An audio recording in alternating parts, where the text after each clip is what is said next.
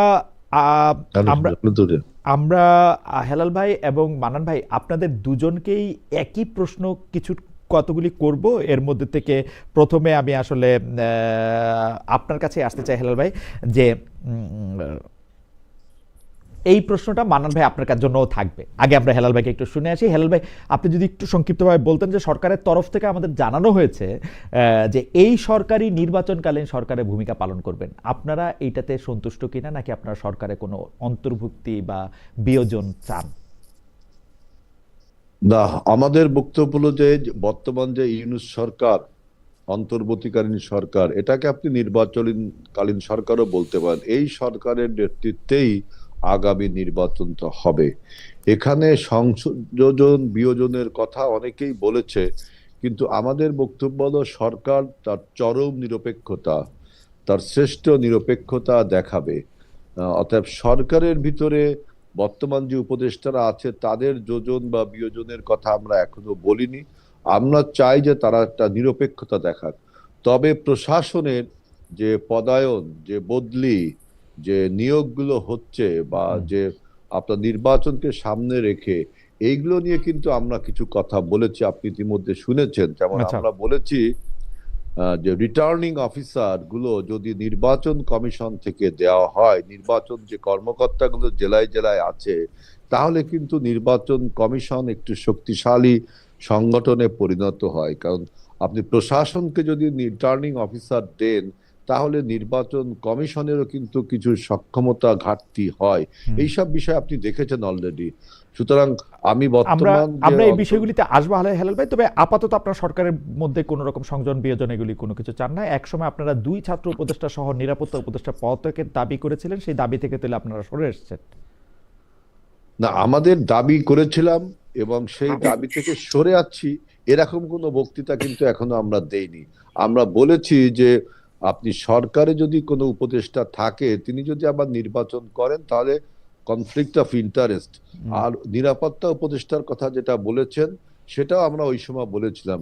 কিন্তু এখন আমাদের সামনে চূড়ান্ত লক্ষ্য হলো একটি সুষ্ঠু, গ্রহণযোগ্য, অ্যাকসেপ্টেবল নির্বাচন। এজন্য আমরা সবকিছুকে উপেক্ষা করে এখন নির্বাচনটাকে আমরা প্রাধান্য দিচ্ছি। ওকে। সেজন্য সরকারের নিরপেক্ষতাই একটা আমাদের সুষ্ঠু নির্বাচনের পথকে আরো সুগম করবে। ওকে, তার মানে সরকারের তরফ থেকে যে আমাদের জানানো হলো, ধন্যবাদ হেলাল ভাই। আমরা একটু ডক্টর আব্দুল মান্নান আপনার কাছে আসি, যে আমাদের জানানো হয়েছে যে সরকারের তরফ থেকে যে এই সরকারি নির্বাচনকালীন সরকার হিসেবে পালন করবে এবং তার মধ্যে কোনো সংযুক্তি বা বিযুক্তির কোনো সম্ভাবনা তারা এই মুহূর্তে দেখছেন না। আপনারা এই ব্যাপারটা নিয়ে সন্তুষ্ট কিনা, ডক্টর আব্দুল মান্নান? জি, আপনাকে ধন্যবাদ খালেদ ভাই, আমাদের সহ আলোচক, আমাদের শ্রদ্ধাভাজন বড় ভাই আজজুল বারী হেলাল ভাই, আপনাকেও ধন্যবাদ জানাই। আমাকে কি শোনা যায়? একদম স্পষ্ট শোনা যাচ্ছে।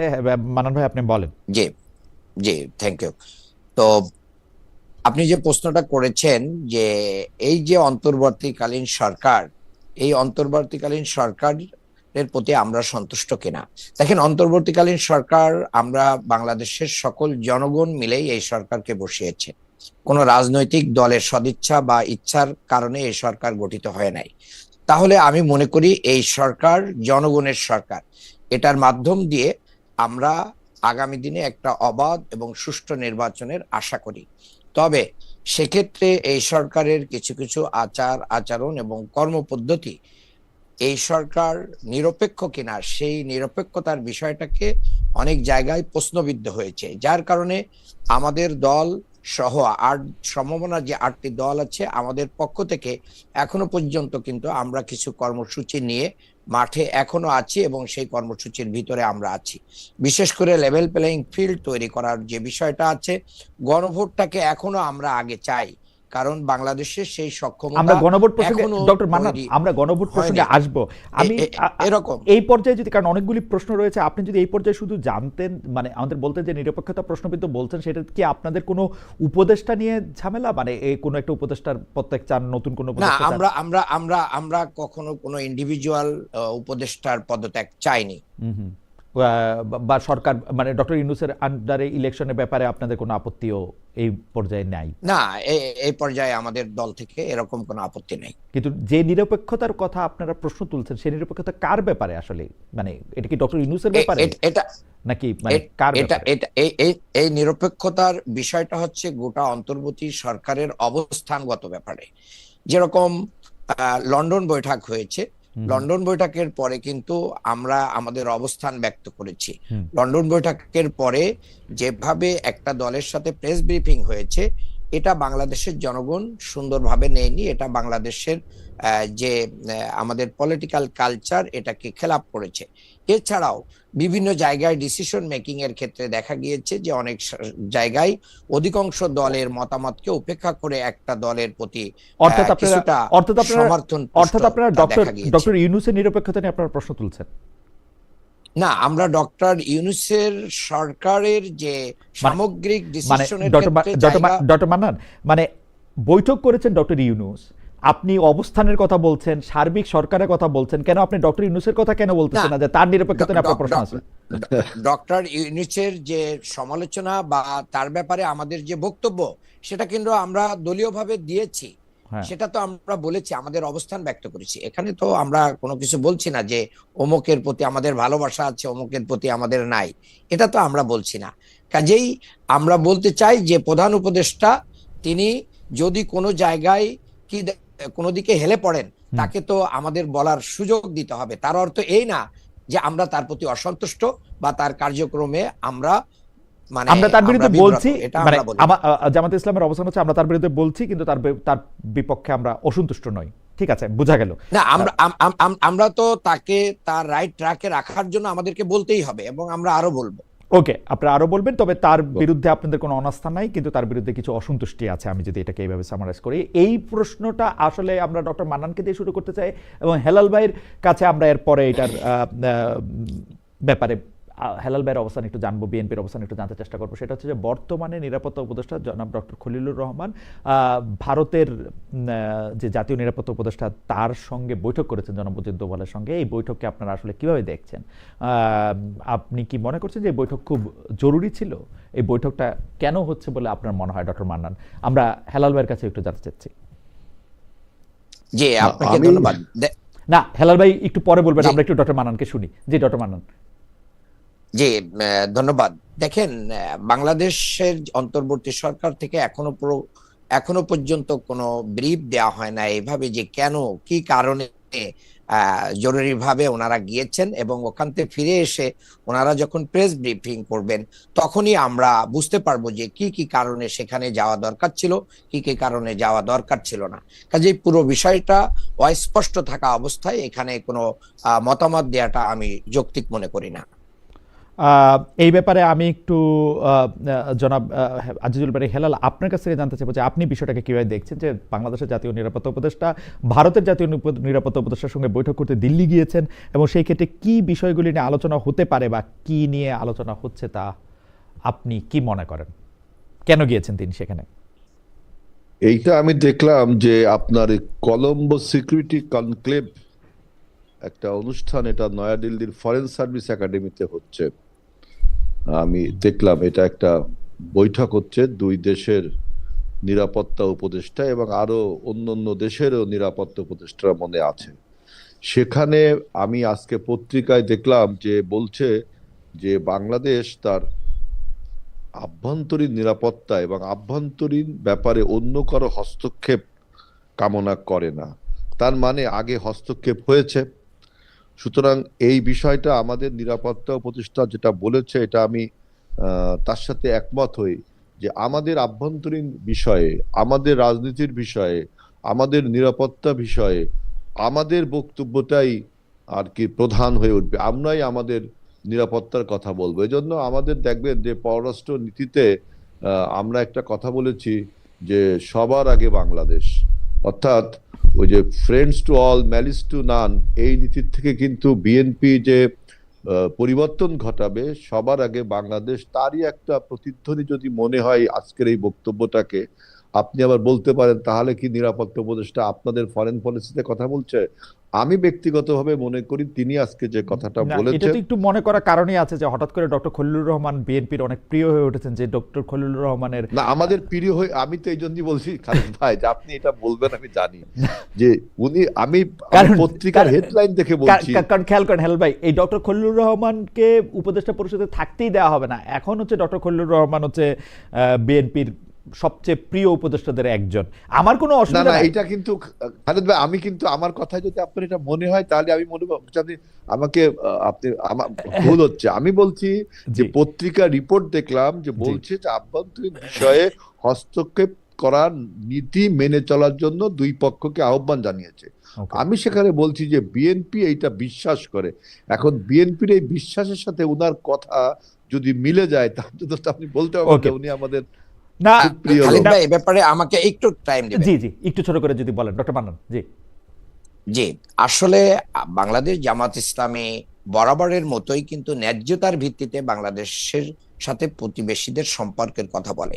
হুম, আমরা আরো খুশি হতাম যে উনি যেরকম ন্যায়ানুগ এবং বাংলাদেশ তার অবস্থান ব্যক্ত করবে, কিন্তু সম্প্রতি ঘটে যাওয়া যে বন্দি বিনিময় চুক্তি কিন্তু আমাদের সাথে ইন্ডিয়ার আছে, এ ব্যাপারে উনি কোনো কথা বলেছেন কিনা এটা আমাদের জানা নেই। আর আমাদের ভাইয়েরা সবসময় বলেন, কখনো পক্ষে বলেন কখনো বিপক্ষে বলেন, সুবিধা যেদিকে পান সেদিকে দেখে বলেন। এই সরকারকে কিন্তু ওনারা বারবার অনির্বাচিত সরকার বলেছেন এবং এখনো তো বলি মান্নান, এখনো নিরাপ- বলি, নি- এখনো বলি। নিরাপত্তা, হ্যাঁ এখনো বলেন, আবার তাদের পরে আস্থা রেখেই আপনারা মানে সেই নির্বাচনটাকে করতে না, চান। এইটার এই বিকল্প আমার মনে হয় কার যে কিছু আমার নেই, মনে হয় যে মান্নান। এই তর্কটা হ্যাঁ, আলাদা। এইটার বিকল্প কিন্তু কিছু নেই। তুমি এই যদি তর্কটা এখন এই হুম। সরকারকে বাদ দাও তাহলে বাংলাদেশের না না, গণতন্ত্র, সরকার বাংলাদেশের ভবিষ্যৎ কোন দিকে যাবে? না না না না, অর্থাৎ হেলাল ভাই, ডিজিটাল হেলাল ভাই, আমার কাছে মনে হয় যে নিয়ে কথা আমার কাছে বলতে মনে হয় যে হবে। এই তর্কটা আমরা যখন একটু সামনের দিকে যাব তখন বলবো। কিছু প্রশ্ন আপনাদের জন্য কমন রয়েছে, সেই প্রশ্নগুলি আমি একটু করে নিই। আমি মনে করি জি, যে ডক্টর মান্নান। এখানে বাংলাদেশের আদালত কর্তৃক ঘোষিত হুম, আসামিদের ব্যাপারে আলাপ আলোচনা থাকার প্রয়োজন ছিল। না সেটা তো বাংলাদেশ যে জুলাই সেটা তো আপনি আগেই বললেন যে সেই আলোচনাটা রক্তাক্ত- হয়েছে কিনা আমরা তো উনারা আসলে হ্যাঁ, জানবো। তা কিন্তু অনেকগুলো বিষয়ে তো কথা বের হচ্ছে, কিন্তু এরকম বিষয়ে কোনো কথা আমরা দেখি নাই। ওকে, আমরা একটু হেলাল ভাই আপনার কাছে একটু জানতে চাইবো যে দুইটা লালদিয়া ও পানগাঁও বন্দরের দায়িত্ব দুই বিদেশি প্রতিষ্ঠানকে দেওয়া হয়েছে কি শর্তে, সেটা আসলে মানে এখন পর্যন্ত ডক্টর মোহাম্মদ ইউনূস এবং জনাব আশিক চৌধুরী ছাড়া আমরা কেউ জানি না, মানে আমি অন্তত জানি না, কেউ জানি না, এটা বলা ভুল, হয়তো হেলাল ভাই জানে, হয়তো মান্নান ভাই জানে। আমরা একটু হেলাল ভাইকে বলবো যে এই ব্যাপারটা আপনি আসলে কিভাবে দেখেন সরকারের শেষ পর্যায়ে এখন। আমি আসলে, আপনি খালেদ ভাই একটা ভালো কোশ্চেন করছেন যে দুইটা বন্দর হুম, আপনার দুইটা বিদেশি প্রতিষ্ঠানকে যে ইজারা বা কন্ট্রাক্ট যাই বলেন দিল, এটা তো মনে হয় 30 বছরের চুক্তি, এরকম একটা কি মনে হয় চুক্তি হুম, হয়েছে, তাই না? হুম, তাহলে পরবর্তী সরকার এইটা কি মানতে বাধ্য, না পরবর্তী সরকার এটা রিভাইজড করতে পারবে? এই জিনিসটা খালেদ ভাই আমার কাছে জানা নেই। তবে আমি ব্যক্তিগতভাবে মনে করি যে বর্তমান যে অন্তর্বর্তীকালীন সরকার, তাদের অবশ্যই আপনার নির্বাচন পর্যন্ত একটি নির্বাচিত সরকার না আসা পর্যন্ত এই সিদ্ধান্তটা আমার কাছে মানে সুবিবেচনা প্রসূত মনে হয়নি। এটার কারণ কি এইরকম হইতে পারে যে ওইখানে বিএনপি রাজনৈতিক যে শক্তি, সেই শক্তি দিয়ে ওই টার্মিনালগুলি পরিচালনা করার ক্ষেত্রে যেসব লোকবল বা ওইখানে যে টার্মিনালের মধ্যে যেসব যেগুলি বলা হয় আর কি, দুর্নীতি, চাঁদাবাজি বা মিসঅ্যাপ্রোপ্রিয়েশন অথবা সিস্টেমের যে লিকেজ, সেইটা পরিচালনা করে বলে বিএনপি একটু অখুশি নাকি? মানে না না, অখুশি না। আমি আমি আমার কথাটা আপনি বোঝেন যে এটা সরকার আপনার লিজ দিয়েছে দুটি বিদেশি প্রতিষ্ঠানকে। হুম, সুতরাং এই লিজে আমাদের দেশের লোকের কি লাভ হবে, কি ক্ষতি হবে, এই তথ্য আচ্ছা উপাত্ত আমার জানা আচ্ছা, নেই। এইবারে আমি বলছি যে এই পরিষ্কার সরকার যে মানে এটা তথ্য সরকার এটা বিবেচনা প্রসূত হয়নি। এটা উচিত ছিল একটা নির্বাচিত সরকার আসার পরে তিনি সিদ্ধান্ত নিতেন তাহলে জনগণের সিদ্ধান্ত হতো। এখন লাভ যদি কোনো কিছু হয়েই থাকে তাহলে তো এই অন্তর্বর্তীকালীন সরকারের হবে, আহ, এখানে তো বিএনপির বা অন্য দলের হওয়ার কোনো প্রশ্নই ওঠে না। আমি একটু ডক্টর মান্নান এই প্রসঙ্গে আপনাকে জানতে চাইবো যে লালদিয়া টার্মিনাল 30 বছর, পানগাঁও 22 বছর ব্যবস্থাপনার দায়িত্বে থাকবে ডেনমার্ক ভিত্তিক প্রতিষ্ঠান একটি এবং সুইজারল্যান্ড ভিত্তিক প্রতিষ্ঠান একটি। এই ব্যাপারটা আপনি আসলে কিভাবে দেখেন, ডেনমার্ক, সুইজারল্যান্ড, পানগাঁও এবং দেখেন, এ ব্যাপারে আমাদের দলীয় অবস্থান পরিষ্কার করা হয়েছে। সেখানে জামাতের পক্ষ থেকে উদ্বেগ প্রকাশ করা হয়েছে। এটা আমরা আগেও একটি বিষয়, স্পর্শকাতর বিষয় ছিল, হিউম্যানিটেরিয়ান করিডোর যেটা দেওয়ার জন্য সরকার উদ্যোগ নিয়েছিল। আমরা সে বিষয়েও আমাদের অবস্থান ব্যক্ত করেছি। বাংলাদেশের নিরাপত্তা স্থিতিশীলতাকেই সবার আগে আনতে হবে। এরপরে যদি এই চুক্তির মাধ্যম দিয়ে বাংলাদেশের উন্নতি অগ্রগতি হয়, সেই বিষয়টাকে জাতির সামনে স্পষ্ট করে সবার মতামত নিয়ে করলে এটা সুন্দর হতো। সবার মতামত নিয়ে এটা করলে এটা সুন্দর হতো, তার মানে যে এই সরকার আসলে আমরা উদ্বেগের কথা কিন্তু জানিয়েছি, মানে আমাদের দলীয়ভাবে কি মনে করেন যে উদ্বেগ জানানো মানে হয়েছে। আপনার কাছেই জানতে চাইতেছি যে দলীয়ভাবে আপনার উদ্বেগের কথা জানিয়েছেন, আপনার কাছে কি মনে হয়, হেলাল ভাই সরাসরি বললেন যে এই কাজটা আসলে এই সরকার না করা উচিত হতো, আপনারাও কি সেরকমই মনে করেন কিনা যে একটা নির্বাচিত সরকার সেরকম মনে করার কারণেই এই উদ্বেগটা জানানো হচ্ছে, না হলে তো আমরা বলতাম যে না, ঠিকই করেছে। ওকে, এই প্রশ্নটাও আমি একটু ডক্টর মান্নান আপনাকে দিয়ে আমি একটু খালেদ ভাই, আমি একটু কথা বলি। দেখেন, হেলাল ভাই, আমরা যারা রাজনীতি করি, আমরা যদি শুধু উদ্বেগই প্রকাশ করি, আমরা একটা সমস্যার কথা বলি, যদি সলিউশন না দেন তাহলে আপনি দেশটা চালাবেন কি করে?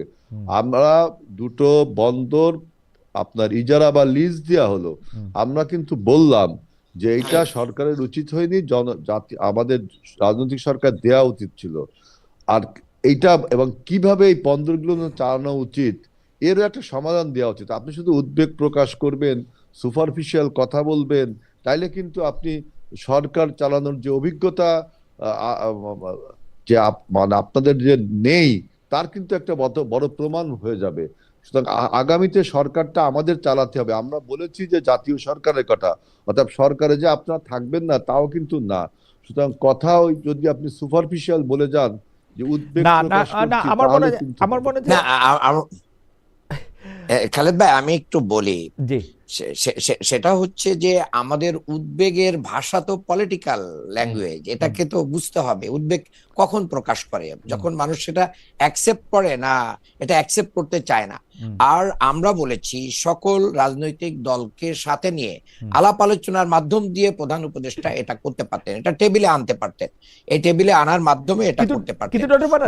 কিন্তু ডক্টর মান্নান, জামায়াতের এই প্রতিবাদটাকে একটু সফট মনে হয়েছে কিনা, মানে মনে হয়েছে কিনা যে না, মানে কারণ অন্য ক্ষেত্রে যেমন জামাত দৃঢ়ভাবে একটা প্রতিবাদ করে অন্য কোনো অন্যায়ের ক্ষেত্রে, এইটাকে আমি আসলে আপনাদের যেটা আনুষ্ঠানিক প্রতিবাদ সেটা একটু দেখতেছিলাম, সেটা একটু সফট মনে হয় কিনা, মানে ডক্টর মান্নান আমার কাছে মনে হয় যে জামায়াত যেটা খারাপ মনে করে সেটার ব্যাপারে কিন্তু আসলে সে দৃঢ় অবস্থান নেয়, আর যেটার ব্যাপারে সে একটু মানে you know better than me actually, আমি শিওর যে আপনি আচ্ছা বিএনপি কে কোনো কর্মসূচি দিয়ে না, কর্মসূচির প্রসঙ্গে আমি আসতেছি না।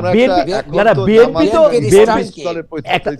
দুইজন খালেদ ভাই, সমস্যা আমি একটু মান্নান বলি, জামাত আসলে এখন একটা রিফর্মিস্ট দলে পরিণত হয়েছে, এই জন্য আর কি কথাগুলো এখনো ক্লিয়ার না, কিন্তু হেলাল ভাই জামায়াতকে গালি দেওয়া যত সহজ রিফর্মিস্ট বা অন্য ফরমিস্ট বইলে,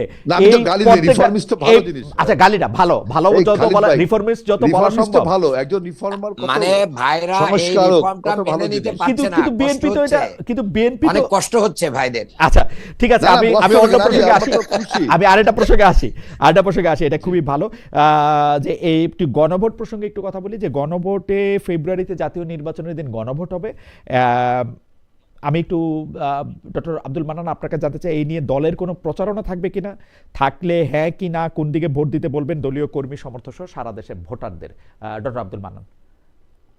এটা তো সুস্পষ্ট। আমার মনে হয় আমাদেরকে এই প্রশ্ন করাই অবান্তর হুম। যে আমরা কিসের পক্ষে নিব। আমাদের এতদিনের কর্মকাণ্ডই জাতির সামনে স্পষ্ট হয়েছে যে আমরা কি হার পক্ষে থাকবো, আমরা এই সংস্কারের পক্ষে।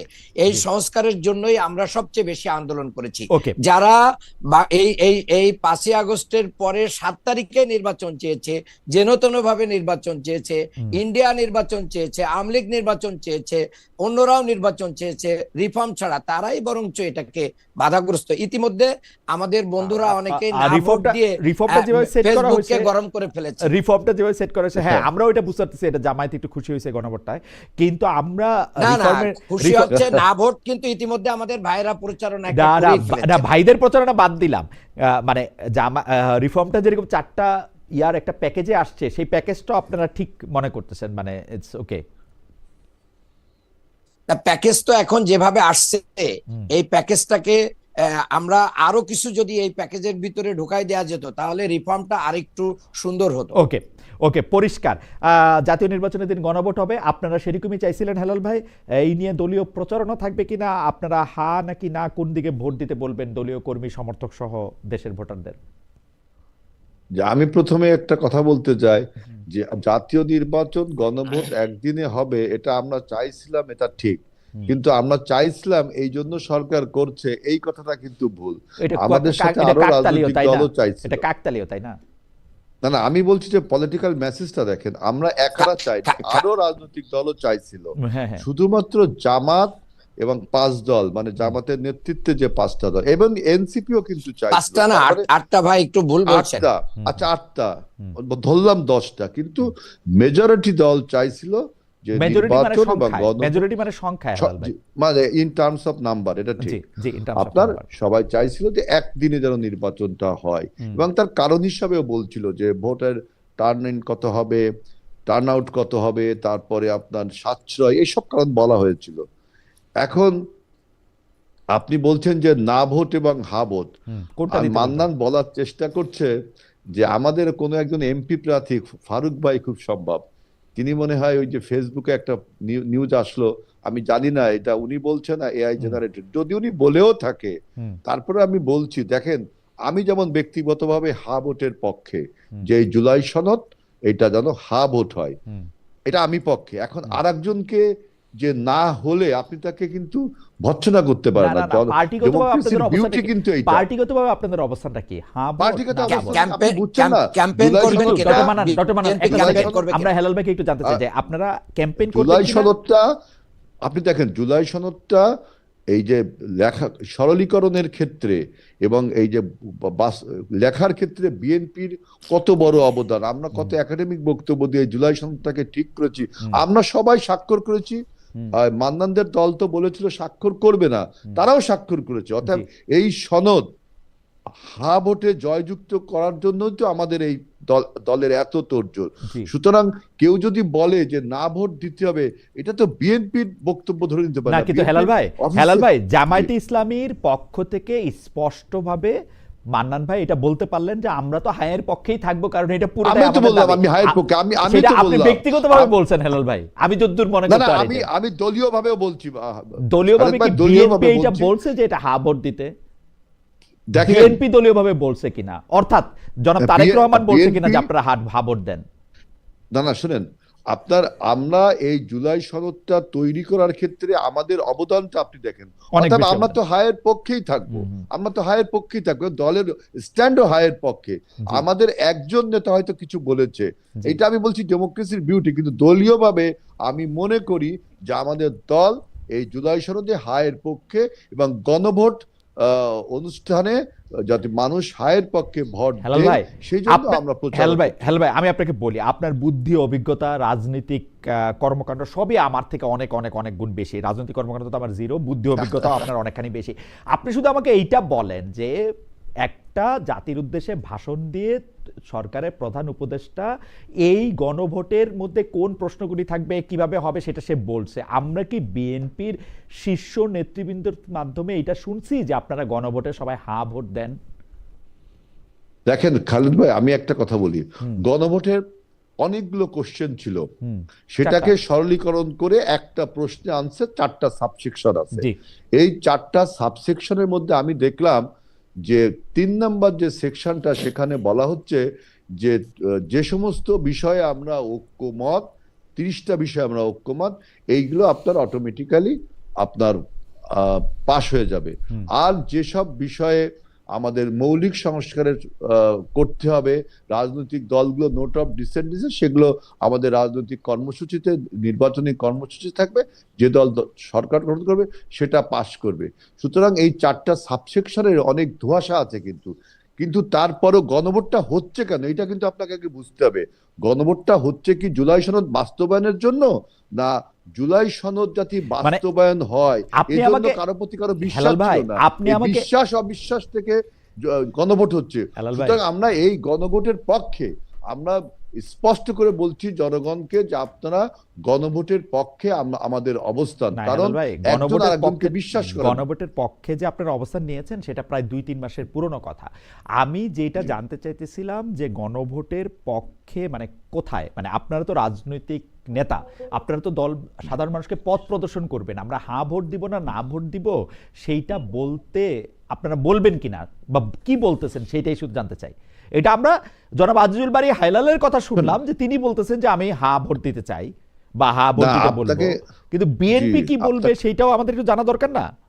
আপনাকে তো বললাম যে 4টা সাবসেকশন, হুম। এটা কিন্তু জনগণ এখনো এই বিষয়টা অত উপলব্ধি করে উঠতে পারেনি। আমরা জনগণকে বুঝাইতে হবে আমাদের, এবং সরকারেরও উচিত যে এই জিনিসগুলো ইন ডিটেলস বলা। এবং বিএনপি দেখবেন যে আমরা জিনিসগুলো আরো মানুষের কাছে সহজবোধ্য করে তুলবো, এবং তখনই আমাদের আচ্ছা পার্টির থেকে অফিসিয়ালি হয়তো এই এ- বক্তব্য এ- আচ্ছা, আসবে। হাত খালেদ দিবেন ভাই, কিনা না দিবেন, জি মানান ভাই বলেন। জি হেলাল ভাই আপনাকে ধন্যবাদ। মানান না, ভাই অল্প করে যদি বলেন, আমাদের অনেক প্রশ্ন না, আছে আসলে। আমরা আমরা কিন্তু ইসিতে যেও আমাদের দলীয় অবস্থান ব্যক্ত করা হয়েছে, গণভোটের পক্ষে ইসির প্রচারণা লক্ষ্য করা যাচ্ছে না। কাজেই একই দিনে ভোট হলে তো এ ব্যাপারে ইসিকে অবশ্যই কার্যক্রম পরিচালনা করতে হবে, এ ব্যাপারে জনগণকে সচেতন করতে হবে, টেলিভিশন সহ সোশ্যাল মিডিয়াতে এগুলোকে মানুষের সামনে আনতে হবে। আর বিএনপি আসলে দলীয়ভাবে এটার প্রচারণা চালাবে কিনা হা ভোটের পক্ষে, এই বিষয়টা কিন্তু হেলাল ভাই ক্লিয়ার করেন নাই। জামাতে মান্নান, তোমরা কি চালাচ্ছ? আমরা চালাচ্ছি তো, আমরা আছি, না জনগণ না বিশ্বাস করে না না, আমরা এটা করবো। আমার কাছে আমি মনে হয় যে দেখিনি। আমরা এটা করবো। আমার কাছে মনে হয় যে আমরা অন্য একটা প্রসঙ্গে এখন যাই। আমরা আমি তো অন্য দেখিনি একটা দল, এখনো। অন্য একটা দল কি করবে না করবে সেটা নিশ্চয়ই আমি আমরা দেখতে এখনো পারবো। দেখিনি তো। আমরা একটু দেখতে পারবো, যে কারণ ইলেকশন সামনে আসলে আরো অনেকগুলি বিষয় আমাদের পরিষ্কার হয়ে যাবে। আমরা একটি প্রশ্ন এখন মানান ভাইকে দিয়ে শুরু করতে চাই যে মানান ভাই, শেখ হাসিনা বিরুদ্ধে রায়ের দিন 32 নম্বরে যারা গিয়েছিল তাদের প্রতি আপনাদের সমর্থন আছে, নাকি পুলিশ সেনা সদস্যরা অনেকটা বল প্রয়োগ করে যে তাদের ঠেকিয়ে দিল তাদের প্রতি আপনার সমর্থন? এই বিষয়ে দলীয় অবস্থান কি মানান ভাই যদি একটু বলতেন। দেখেন, আমাদের মানে অবস্থান সব সময় দেশের আইন এবং দেশের শৃঙ্খলা এটার পক্ষে, এবং আমরা মনে করি যে দেশে যেহেতু একটা স্থিতিশীল অবস্থা আছে, সেই স্থিতিশীল অবস্থাকে আমাদেরকে কন্টিনিউ করতে হবে। এখানে আমরা আইন শৃঙ্খলার ব্যাপারে আমাদের যেরকম সবার সহযোগিতা প্রয়োজন, আবার জুলাই গণ অভ্যুত্থান পরবর্তী ছাত্র জনতার স্পিরিটকে আইন শৃঙ্খলা বাহিনী ধরতে না পারা, বুঝতে না পারা, তাদের পরে যে স্টিম রোলার চালানো এবং ফোনে সুস্পষ্টভাবে বলা এরা শিবির, এদেরকে শায়েস্তা করতে হবে, এই যে আরো ফোর্স দেন, এই জাতীয় অবস্থান প্রশাসনের আমরা এটা অ্যালাউ করি না, আমরা এটা সমর্থন করি না। বরং এই জায়গায় এসে প্রশাসন, জনগণ এবং জুলাই স্পিরিটের অবস্থান গ্রহণ করেছে বলে আমাদের কাছে প্রতীয়মান হয়েছে। উত্তরটা যদি একটু পরিষ্কার করতেন, মানে 32 নম্বর যারা গেছিল তাদের আপনারা সমর্থন করেন? শোনেন, 32 নম্বর জনগণের স্পিরিট, জনগণের যে আকাঙ্ক্ষা, এটাকে আপনি আমি কিন্তু একটা দলীয় অবস্থান দিয়ে আমরা দমিয়ে রাখতে পারবো না। না না, আমি কোনো জনগণের দমানোর এই পক্ষেও না, আকাঙ্ক্ষাকে আমি আমাদেরকে আপনার অবস্থানটা জানতে রেসপেক্ট করতে চাইতেছি হবে। যে জামাত ইসলামী কি ওটা সমর্থন করে, ওটা ভাঙতে যাওয়াটা? জামাত ইসলামী কোনো কর্মসূচি ঘোষণা করে দলীয়ভাবে সিদ্ধান্ত নিয়ে এরকম কোনো কর্মকাণ্ড পরিচালনা করে না। যারা গেছিল তাদের সমর্থন করেন কিনা? যারা গেছিল তাদের সমর্থন করেন কিনা? যারা গেছিল তাদের সমর্থন করেন কিনা? খালেদ ভাই, জনগণের স্বতঃস্ফূর্ত স্পিরিটকে আমরা স্যালুট করি জনগণকে, আমাদেরকে তো জনগণকে নিয়েই কি আমাদেরকে চলতে হবে, কিন্তু প্রশাসনের যে অবস্থান, এই অবস্থানটা আমাদের কাছে সবচেয়ে বেশি লজ্জাজনক মনে হয়েছে। মানে যেভাবে রাস্তার উপরে পিটিয়ে একবারে ফ্যাসিস্টের আমলে যেভাবে পিটিয়েছে, এটা অগ্রহণযোগ্য। ওকে, যারা এখানে গিয়েছিলেন তাদেরকে আপনারা স্যালুট করেন এবং সরকার যে তাদেরকে পিটিয়েছে সেটাকে আপনারা অগ্রহণযোগ্য মনে করেন। আমার মনে হয় যে আমার কথাটাকে একটু ভুল ব্যাখ্যা করা হচ্ছে। ঠিক করে বলেছি, আমি ক্লিয়ারলি বলছি, আইন শৃঙ্খলা হাতে রাখা, আইন শৃঙ্খলা হাতে তুলে নেওয়া এবং দেশে যেহেতু একটা স্থিতিশীল অবস্থা এসেছে, এই জায়গায় কিন্তু আমাদের কোনো নৈরাজ্যকর পরিস্থিতি তৈরি করার সুযোগ নেই। সেখানে পুলিশ প্রশাসন জনগণের স্পিরিটকে রেসপেক্ট করতে, যে মিউচুয়ালি এটাকে কুললি এটা ডিল করতে পারতো, তাহলে দুইটা জিনিসই এখানে কিন্তু বাস্তবায়ন হতো, কিন্তু সেটা কিন্তু প্রশাসন করতে ব্যর্থ হয়েছে। আমি যতটুকু বুঝলাম যে যেখানে তারা গিয়েছিল সেটা আইন হাতে নেওয়া তাদের ঠিক হয় নাই, কিন্তু জনগণের উপরে পুলিশের বল প্রয়োগ ঠিক হয় নাই। ঠিক ছিল, পুলিশের যাওয়াটা ঠিক হয় নাই, যাওয়াটা ঠিক ছিল। এটা তাদের স্পিরিট, এটা তাদের আকাঙ্ক্ষা। ওকে, এটাকে সুন্দরভাবে ডিল করলে কিন্তু দুইটা জায়গায় এখানে দেশটা সুন্দরভাবে সরকার বল প্রয়োগ করছে ওটা ঠিক হয় নাই, অবশ্যই ঠিক হয় নাই। যারা গেছিল তারা ঠিক, এবং যাওয়াটা ঠিক ছিল এটা না, তারা তো যেতেই পারে, যাওয়ার পরে আমরা যদি তাদেরকে সুন্দরভাবে হ্যান্ডেল করতে পারতাম তাহলে তো এই অনাকাঙ্ক্ষিত পরিবেশ তৈরি হতো না। ওকে, আমার মনে হয় যে আপনার বক্তব্য পরিষ্কার, যাওয়াটা ঠিক ছিল, কারণ হচ্ছে এটা হচ্ছে স্পিরিট, আর সরকার যে বল প্রয়োগ করে তাদের স্পিরিট থেকে গিয়েছে, এটা তো কোনো দলের ডিসিশনে তারা যায় না। আপনার কাছে মনে হচ্ছে যে সরকার জনগণের স্পিরিটের বিপক্ষে কাজ করেছে? ছোট করে যদি মাঝে মাঝে করতেছে, মাঝে মাঝে এই ঘটনায়, এই পার্টিকুলার ঘটনায় করছে তার বিরুদ্ধে, তাই তো? এই পার্টিকুলার ঘটনায় সংশ্লিষ্ট যারা জড়িত ছিলেন তারা এখানে জুলাই সংশ্লিষ্ট জড়িত বলে তো কিছু নাই, কারণ সংশ্লিষ্ট জড়িত বলে তো কিছু নাই, আমরা দেখি যে এটা আসলে উপর থেকে অর্ডারগুলি আসে। হাওয়েভার আপনার বক্তব্য পরিষ্কার। উপর থেকে হলে কি প্রধান উপদেষ্টা বলবেন আপনি? আর কাকে বলবো? আর কাকে বলবো? না, এই জাতীয় জায়গা মনে হয় এভাবে মিন করে না খালেদ ভাই। তাহলে কি কোন পর্যন্ত, মানে শুধু মানে এটা তো পুলিশ প্রশাসনকেই বোঝানো হয়েছে, ওই জায়গাটা ডিসি, শুধু ওই জায়গাটা ডিসি, ওই জায়গার ডিসি তো তার বক্তব্য তো ভাইরাল হয়েছে, তিনি তো একবারে ক্লিয়ার না, ওই জায়গাটা ডিসি এই অর্ডারটা দিয়েছেন কার কাছ থেকে? পুলিশ কমিশনারের কাছ থেকে, আইজি? এটা উনাকে জিজ্ঞেস করা উচিত, উনি কি উপদেষ্টা লেভেল থেকে? আপনার কাছে কি মনে হয়? আপনার কাছে কি মনে হয়? আমার কাছে মনে হচ্ছে উনার ইমিডিয়েট বস থেকেই উনি নিয়েছেন। আর ইমিডিয়েট বস ইন্ডিপেন্ডেন্ট সিদ্ধান্ত নিয়েছেন? ইমিডিয়েট বস তো এটা ডিএমপি কমিশনার ইন্ডিপেন্ডেন্ট সিদ্ধান্ত নিয়েছেন, মানে ডিএমপি কমিশনার এটা ইন্ডিপেন্ডেন্ট সিদ্ধান্ত, সেটা তো ওনারাই বলতে পারবেন কোথা থেকে আমার মনে হয়।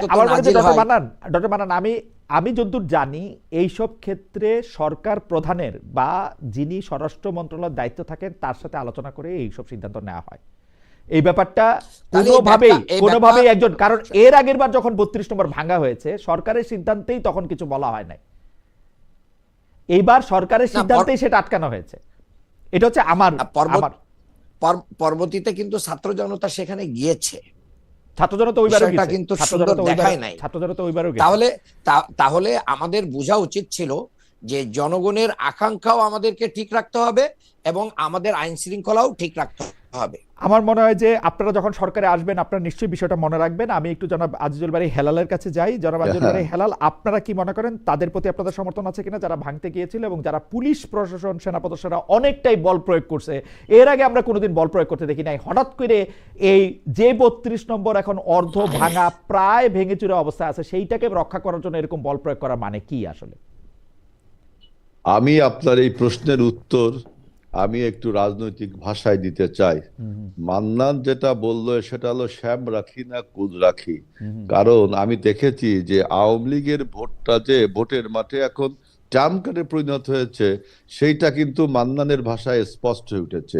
এই জন্য বলছি যে আমি রাজনৈতিক বক্তব্যটা দিতে চাই যে আপনি জানেন যে রাশিয়ার যখন আপনার পেরেস্ত্রোইকা এবং গ্লাসনোস্ট হলো তখন লেনিন মতো মানুষের মূর্তি কিভাবে সরকার ভেঙেছিল, জনগণ কিন্তু ভেঙেছিল না। আপনি সাদ্দাম হোসেনের পতনের পরে তার মূর্তি কিন্তু ওই সময়ের এন্টারিম গভর্নমেন্ট সেটা ভেঙেছিল। ইভেন আপনি জানেন স্বাধীনতার পরে ইকবাল হলের নাম আমাদের সার্জেন্ট জহুল হক হলের নামে হলো। জিন্নাহ হলের নাম, জিন্নাহ কিন্তু পাকিস্তানের প্রতিষ্ঠাতা, তার নাম জি, পরিবর্তন হেলাল ভাই, হয়ে আমাদের হলো অনেক হলো প্রশ্ন আছে, আপনি যদি না, উত্তরটা আমি একটু বলি, জি। এই প্রশ্নের উত্তর আমাকে এভাবে দিতেই ভাই তো হবে। ইতিহাসে হারিয়ে যাচ্ছে। এরপরে না, বলতেই হবে যে জি। সুপারফিশিয়াল কথাবার্তা বলে কিন্তু রাজনীতি হয় না, না, জি জি, রাজনীতিকে বলেন তোমাকে বলেন বলতে বলেন হবে। বলেন। আপনার জিন্নাহ হল আপনার হয়ে গেল সূর্য সেন হল, হুম। আপনার জিন্নাহ এভিনিউ হয়ে গেল আমাদের দেশের এক নেতার নামে। সুতরাং আপনি যদি এই আওয়ামী লীগকে ফ্যাসিবাদ মনে করেন হুম। এবং আওয়ামী লীগ যে সমস্ত প্রতীক নিয়ে ফ্যাসিবাদ তৈরি করেছিল, সে ফ্যাসিবাদের সমস্ত প্রতীক এটা থাকবে কি থাকবে না সরকারকে কিন্তু সিদ্ধান্ত নিতে হবে। এটা আপনি ঢাক ঢাক গুড় করে রাজনৈতিক দলের উপর চাপিয়ে দিয়ে আবার রাজনৈতিক দলগুলো ওই যে বললাম যে ভোটের মাঠে ট্রাম্প কার্ড হিসেবে ব্যবহার করার জন্য মান্নানের মতো আপনি না সাম রাখি না কুল রাখি তা বললে হবে না। আমি এই জন্য ইতিহাস থেকে উদাহরণগুলো দিলাম। সুতরাং বর্তমান যে না, কিন্তু হেলাল অন্তর্বর্তীকালীন ভাই, আমি একটা সরকার, বিনীত প্রশ্ন তাকেই করতে পারি? সিদ্ধান্ত নিতে হেলাল হবে। ভাই, আমি একটা বলেন, বিনীত প্রশ্ন অবশ্যই করতে পারি? অবশ্যই। আপনি কারে রাখলেন, শ্যামরে রাখলেন না কুলরে রাখলেন? আমি তো এটা বুঝলাম না। আমি তো বললাম যে আপনি যদি শেখ মুজিবের এই সমস্ত স্মৃতিকে এইগুলোকে যদি আপনি মনে করেন যে ফ্যাসিবাদের প্রতীক হুম। এবং এখান থেকে ফ্যাসিবাদের উৎপত্তি হয়েছে, হুম। তাহলে কি ফ্যাসিবাদের এই প্রতীকগুলো থাকা উচিত? অবশ্যই উচিত না। তাহলে সরকারের সেটা সিদ্ধান্ত নিতে হবে, কেন জনগণকে উস্কে সরকারের দিতে হবে, সিদ্ধান্ত কেন ঠিক আছে, জনগণের সরকারের সিদ্ধান্ত ঠিক আছে, রাজনৈতিক দল হিসেবে আপনার সিদ্ধান্ত কি সেটা আপনি বলেন। যেমন মান্নান ভাই, আমি যেটা বুঝলাম যে আমি যেটা বলছি মান্নান যে সাহেব এটা স্পষ্ট বলতে আমরা যেহেতু পারলেন মনে যে করি, তিনি মনে শোনেন, করেন যে এটা জনগণের স্পিরিট, জনগণের এখানে যাওয়াটা ঠিক আছে, পুলিশের বল প্রয়োগ করাটা ঠিক নাই, এটা একটা এমিকেবল সলিউশনের মাধ্যমে তাদের বুঝায় শোনায় ফেরত দেওয়া শোনেন, দরকার ছিল। উনি যে জনগণের কথা বললেন, এই দেশে বিএনপি, আওয়ামী লীগ, জামাত, জাতীয় পার্টির যে পার্সেন্টেজ ভোটের বা সমর্থনের পার্সেন্টেজ, সেখান থেকে আপনি টোটাল জনগণকে রিপ্রেজেন্ট করছেন তা না। এটা এমন একটা বিষয় যে আপনি আগে মনে করতে হবে যে শেখ মুজিবের যে রেলিক গুলো আছে, যে স্মৃতিচিহ্ন গুলো আছে, এইগুলোর উপরে ভর করে দাঁড়িয়ে যে ফ্যাসিবাদের কায়েম হয়েছে। সুতরাং যদি এটা মনে করেন, সরকার মনে করে, রাজনৈতিক দলগুলো তো মনে করেছে বিধায় 24-এর গণ অভ্যুত্থানটা হলো। এখন এইটাকে আপনার 24-এ গণ অভ্যুত্থান তো একজন শাসকের উপর, একজন অন্যায়কারীর উপর, 15 বছর ধরে ভোট চোরের উপর হয়েছে। না, না, এইটা কিন্তু খালেদ ভাই আমাকে একটু সময় দিবেন। এবং শেখ মুজিবুর খালেদ রহমান ভাই, এবং এটা শেখ কিন্তু না। হাসিনা দুই দল করতেন। শেখ হাসিনা তো শেখ মুজিবুর রহমানের কথা মানে নাই, শেখ মুজিবুর রহমানের দল ছিল বাকশাল। সেটা আপনার ব্যাখ্যা, কিন্তু দেখেন 24-এর না না, গণ সেটা আপনি অভ্যুত্থানটা রাজনৈতিক হয়েছে। দল হিসেবে আপনি বলেন, আপনি রাজনৈতিক দল হিসেবে আপনি চান যে এই লক্ষণগুলিকে ফেসিবাদের লক্ষণ হিসেবে চিহ্নিত করে এটাকে ঘুরাই দেওয়া হোক, এটা আপনি রাজনৈতিকভাবে চান কিনা সেটা আপনি বলেন। আমি বলছি যে আপনাকে আগে ঠিক করতে হবে, যে এই যে খালেদ ভাই, আমাকে একটু বলতে দেন। জি জি, আপনি বলবেন, ডক্টর মান্নান বলবেন। জি। ফ্যাসিস্টের কোন ফ্যাসিস্টের স্মৃতিচিহ্ন হিসাবে আপনি বিবেচনা করেন কিনা? বিএনপি কি জনগণ মনে করে? করছে, বিএনপি কি মনে করে? বিএনপি কি মনে না করে? না, শুনেন, 24-এর গণ অভ্যুত্থানের পক্ষে 24-এর গণ অভ্যুত্থান শেখ হাসিনার এগেইনস্টে হয়েছে, এইসব চিহ্নের এগেইনস্টে শেখ না। হাসিনার এগেইনস্টে, এইটা কিন্তু ঠিক না। 24-এর গণ অভ্যুত্থান হয়েছে আওয়ামী ফ্যাসিবাদের বিরুদ্ধে, আওয়ামী তন্ত্রের বিরুদ্ধে। সেই আওয়ামী তন্ত্রের অগ্রনায়ক ছিল শেখ হাসিনা, ক্যাপ্টেন ছিল শেখ হাসিনা।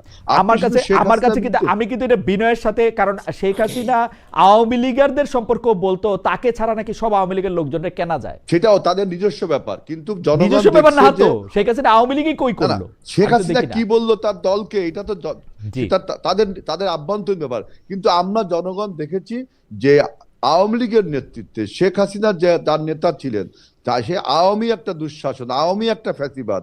সেই আওয়ামী ফ্যাসিবাদের যে সমস্ত স্মৃতিচিহ্ন, এই যেখান থেকে ফ্যাসিবাদের উৎপত্তি হয়েছে, সেইগুলো থাকা উচিত কি উচিত না, এই সিদ্ধান্ত 24-এর গণ অভ্যুত্থানে নেওয়া হয়ে গেছে। এই 24-এর গণ অভ্যুত্থান অনুযায়ী বিএনপি এই সিদ্ধান্ত নিছে যে ঠিক আছে, ফেসিবাদের আর কোনো বিএনপি চিহ্ন সারা থাকবে দেশের না। জনগণই 24-এর গণ অভ্যুত্থান বিএনপি একা করেনি, সবাই নিয়েই আমরা জনগণকে নিয়ে করেছি। Okay. 24-এ সেইটা সিদ্ধান্ত আমার হয়ে মনে হয় গেছে। যে আপনি যদি এটাকে এখন হেলাল ভাই, বাঁচিয়ে আমার রাখেন, মনে হয় যে হেলাল ভাই, তাহলে আপনি মনে নিশ্চয়ই হবে- আপনারা শুনতে পাচ্ছেন আপনার কথা আগে পরের, আপনি নিশ্চয়ই এটা, আমার আর কিছু বলার নাই।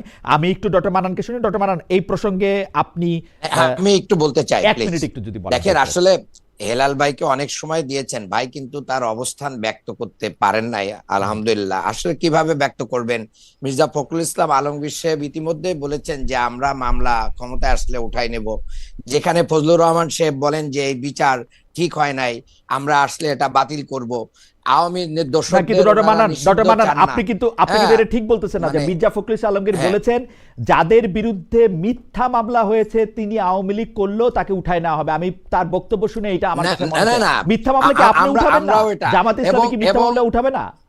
এবং শোনেন, এবং উনি আরো বলেছেন ফুলের টোকাও লাগবে না, আপনারা আমাদের সাথে থাকেন। জামায়াত তো ইসলামী এই সবার যে আগে আওয়ামী আওয়ামী ভোট, শোনেন, চব্বিশের আন্দোলনের পরে জামায়াত শোনেন, ইসলামী সবার আগে বলছে যে আওয়ামী লীগকে মাফ করে দেওয়া হবে। না, আওয়ামী লীগকে মাফ করে দেওয়া হবে না। আমরা বলেছি অপরাধীদের ব্যাপারে যদি কেউ মানে কি নিতে চায়, আইনগত ব্যবস্থা নিতে চায়। আমিরে জামাতের বক্তব্যকে আপনি মিসকোট করছেন। এখানে উনি ক্লিয়ার বলেছেন আমরা সহযোগিতা করব। আপনি ঠিক কোট করেন, কাজেই আমিরে জামাত কি বলছে আপনি ঠিক কোট করেন।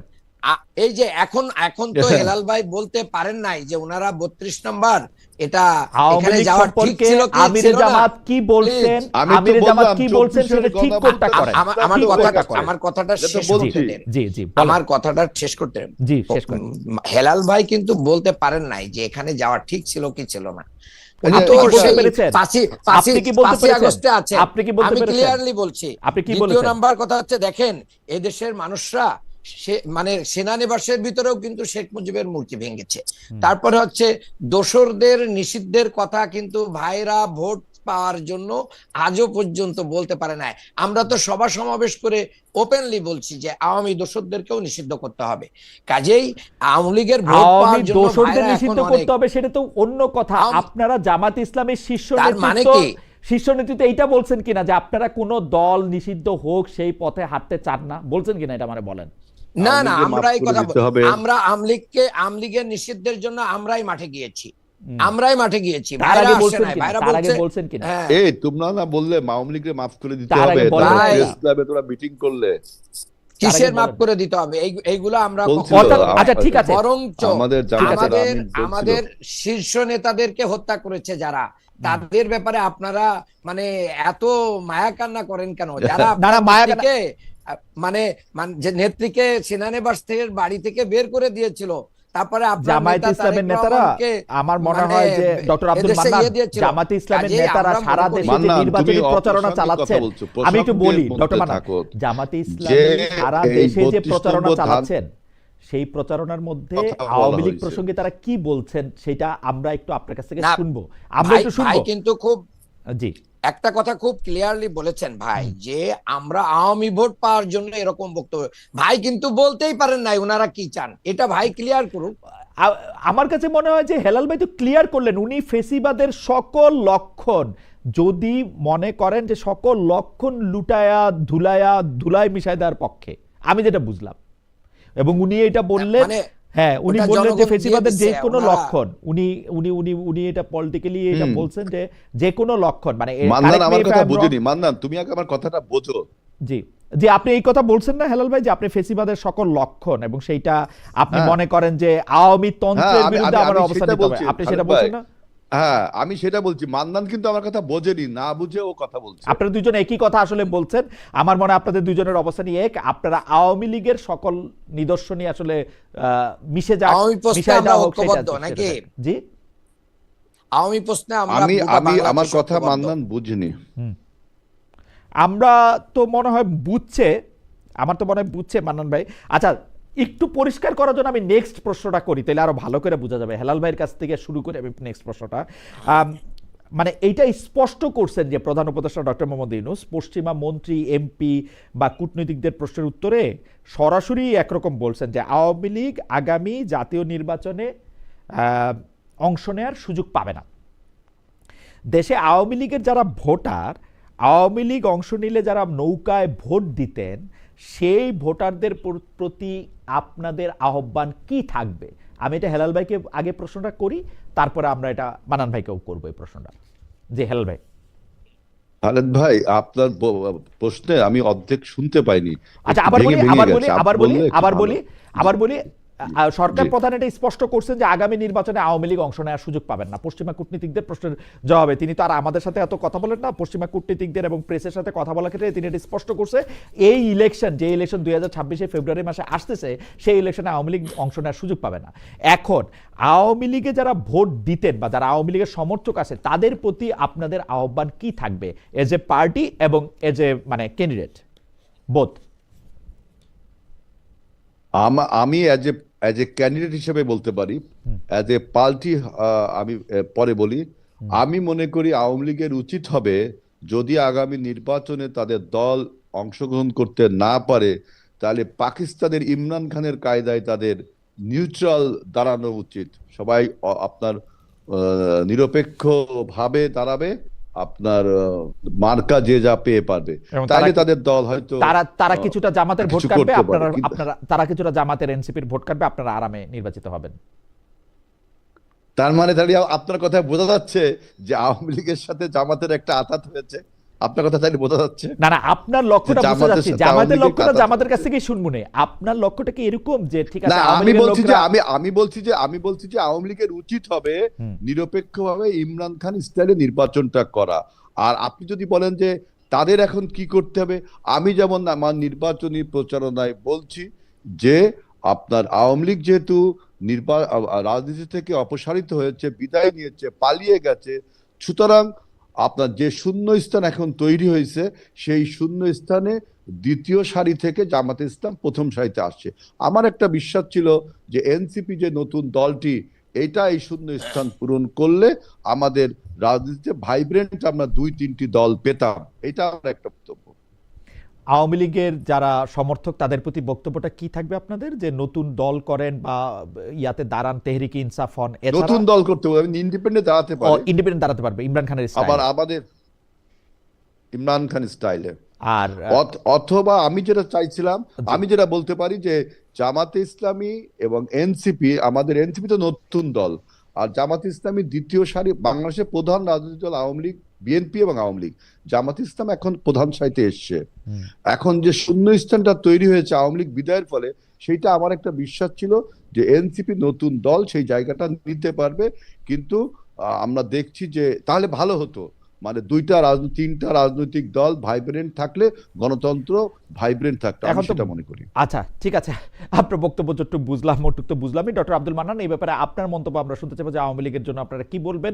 আমাদের দর্শকরা একটি প্রশ্ন আপনাকে করছেন, আপনিও যদি এটি পুরস্কার করেন, আপনাদের দলের শীর্ষ নেতারা কি এইটা বলেছেন যে, মানে অনেকে বলছেন এটা ভোট পাওয়ার জন্য রোজা আর পূজা একই জিনিস? এইটা একবারেই মানে খুব অযৌক্তিক কথা এখানে নিয়ে আসা হচ্ছে। শিশির মনির আমার বন্ধু মানুষ, তিনি স্পষ্টই বলেছেন, কবি নজরুলের উদ্ধৃতি দিয়েছেন, যে দেশে একই মাসে রোজাও পালন হয়, একই মাসে পূজাও পালন হয়, এখানে অবস্থান নিশ্চিত থাকে, কাজেই এটা নিয়ে পানিঘোলা করার কোনো সুযোগ নেই। আমি যে কথাটা স্পষ্টভাবে বুঝতে পারলাম হেলাল ভাইয়ের কথায়, যে ভাই যদি এনসিপি যদি ওনাদের পরের দলটা হতো, শক্তির দিক দিয়ে উনি খুব খুশি হতেন। যে কোনো মূল্যে জামাতকে তৃতীয় অবস্থানে রাখতে পারলে ভাই অনেক খুশি হতেন। জামাতকে তৃতীয় অবস্থানে রাখার জন্য আওয়ামী লীগ স্বতন্ত্রভাবে ইলেকশন করুক এবং আওয়ামী লীগের দোসররা ইলেকশনে আসুক, এটা ভাইরা চায়, এটা প্রতীয়মান করেছেন। আমি একটা স্পষ্ট কথা বাংলাদেশের জনগণের পক্ষে বলতে চাই, আমি যে আসন থেকে নির্বাচন করছি ঢাকা 6, সেই আসনের শহীদ আনাস যে স্কুলে পড়ে, আমি ওই স্কুলের ট্রাস্টের আমি সেক্রেটারি। শহীদ আনাস সহ আমাদের শহীদদের রেখে যাওয়া সেই রক্তের দাগ মুছায় নাই, আহতদের আহাজারি বন্ধ হয় নাই। এই জায়গায় এসে ওনারা যদি আওয়ামী লীগদেরকে স্বতন্ত্র ইলেকশনের অ্যাডভাইজারি নিয়ে ওনারা যদি ইলেকশন করেন, আগামী বাংলাদেশে এদেশের জনগণ ওনাদেরকে কিভাবে নিবে, জনগণের রাইট। ডক্টর মান্নান, আপনাদের অ্যাডভাইজারিটা কি আওয়ামী লীগের ভোটারদের? আমরা অ্যাডভাইজারি খুব ক্লিয়ার, আমাদের শহীদদের রক্তের দাগ শুকায় নাই, আওয়ামী লীগ এদেশে নিষিদ্ধ হয়েছে, তাদের কার্যক্রম নিষিদ্ধ হয়েছে, কাজেই তাদের যে কোনো ভাবে কোনো ফরম্যাটে ইলেকশনের কোনো সুযোগ বাংলাদেশে নেই। সেটা তো বাদ। আওয়ামী লীগের ভোটারদের কি বলবেন, নৌকার ভোটারদের?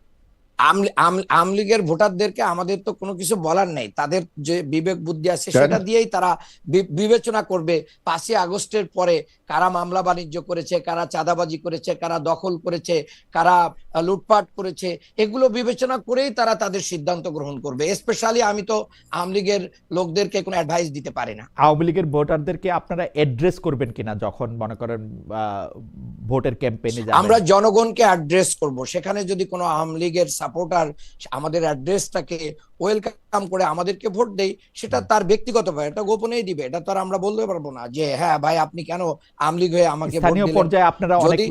স্থানীয় পর্যায়ে অনেক মামলা বাণিজ্যের কথা আপনি বললেন, সেই সব মামলা তুলে নেওয়ার ব্যাপারে আপনাদের অবস্থান কি হবে, বা সেই সব মামলা? আমরা মামলা বাণিজ্য করি নাই, যার কারণে যারা মামলা বাণিজ্য করে অনেক ইনকাম করেছেন তারা সেই মামলা তুলে নেওয়ার আশ্বাস দিচ্ছেন। আচ্ছা, আপনাদের আপনাদের আপনারা তুলবেনও না, মামলা বাণিজ্য আপনারা করবেন না, এই তো? আমরা মামলা না করলে কেন, আমরা মামলা বাণিজ্য করি নাই, তোলা না তোলার তো প্রশ্ন, এটা রাষ্ট্রের ব্যাপার, আচ্ছা, এটা রাষ্ট্রই ডিসিশন নেবে। আপনার রাষ্ট্র ক্ষমতায় আসলে কি করবেন সেটা বলবেন না কাউরে? আমরা রাষ্ট্র ক্ষমতায় আসলে তো সেটা আমাদের ইশতেহার থাকবে, ইশতেহার পর্যন্ত অপেক্ষা করতে হবে। ইশতেহারে, আচ্ছা, ইশতেহার পর্যন্ত অপেক্ষা করবো। এই প্রশ্নটা আমি আপনার কাছ থেকে শুরু করতে চাই, তারপরে হেলাল ভাইয়ের কাছে শুনবো। সেটা হচ্ছে যে বিএনপি বা জামায়াতের সঙ্গে জোটবদ্ধ হয়ে হলো নির্বাচনে অংশ নিতে চায় জাতীয় পার্টি, এই আহ্বানের বিপরীতে বা পক্ষে আপনাদের দলীয় অবস্থান কি? এই ব্যাপারে আমাদের দলীয় অবস্থান, আমরা তো তাদের আহ্বানে সাড়া দেই নাই, কাজেই তো এটা তো বুঝাই যায় যে আমাদের অবস্থান কি। বরঞ্চ আমরা জাপার নিষিদ্ধ চেয়েছিলাম, এরকম বক্তব্য আমাদের রয়েছে, কিন্তু আমাদের ভাইরা এটা নিষিদ্ধ চান নাই, তাদেরকে সারভাইভ করাইতে চেয়েছেন। হেলাল ভাই, বিএনপি বা জামাতের সঙ্গে জোটবদ্ধ হয়ে হলো নির্বাচনে অংশ নিতে চায় জাতীয় পার্টি, এই আহ্বানের বিপরীতে আপনাদের অবস্থান কি বা পক্ষে? আমার বক্তব্য, আপনি তো ইয়েস নোর মধ্যে যেতে পারবেন না। ওই যে আপনি জামাত আওয়ামী লীগের দোসর, তো আপনার জাতীয় পার্টি একা ছিল না, প্রায় 24টি রাজনৈতিক দল 2024 সালের 7ই জানুয়ারি নির্বাচনে অংশগ্রহণ করে, তারা সবাই দোসর, তাদের সবাইকে তাহলে বন্ধ করা উচিত। নির্বাচন বন্ধ করলে রাস্তায় থাকে কে? জামাত এবং 2-1টি দল। তাইলে কি হচ্ছে, আপনি টোটাল সাপোর্টটা নেয়া এবং সরকারের কাছে দাবি দেওয়ার একটা প্রাধান্য আপনি তৈরি করতে চান, তাহলে তো বন্ধ করতে সব রাজনৈতিক দলকে। এখন আমি যে বক্তব্যটা দিচ্ছি সেটা হলো যে জামাত ইসলাম, আমি তৃণমূল পর্যায়ে দেখলাম যে তাদের কর্মী সংগ্রহ অভিযান চলছে। জামাত কিন্তু কখনো ওপেনলি কোনো সম্মেলন, কমিটি এগুলো করে না। আপনি দেখবেন রাত্রে বেলা বসে তাদের একটা আসর, নেতা নির্বাচন বিভিন্ন ডিস্ট্রিক্টের, ঢাকা থেকে কুমিল্লার নেতা নির্বাচন, ঢাকা থেকে দিনাজপুরের নেতা নির্বাচন, দিনাজপুর থেকে কুড়িগ্রাম, এরকম এক আসরের মাধ্যমে আমরা বার্ষিক সমাধান করি, ভোটাভুটি হয়, গন্ডগোল হয়, অনেক কিছু হয়, আলোচনা সমালোচনা করে একটা কমিটি বেরোয়।